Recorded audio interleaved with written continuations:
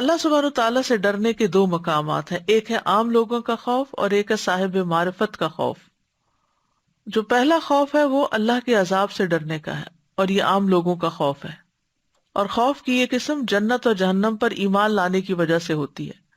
اور اس بات پر ایمان لانا کہ جنت اور جہنم اطاعت اور نافرمانی کا بدلہ ہے۔ نمبر 2، اللہ کو پہچاننے والوں کا خوف،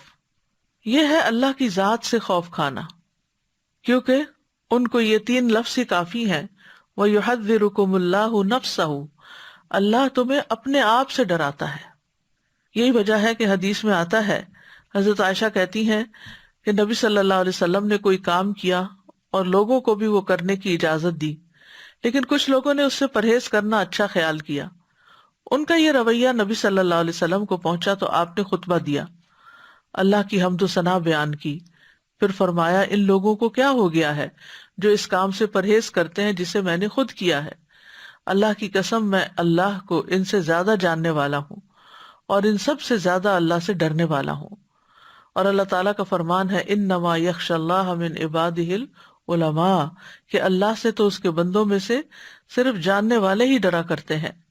کیونکہ جب ان کے لیے اپنے رب کی معرفت اور اس کے اسماء و صفات کی تکمیل ہو جاتی ہے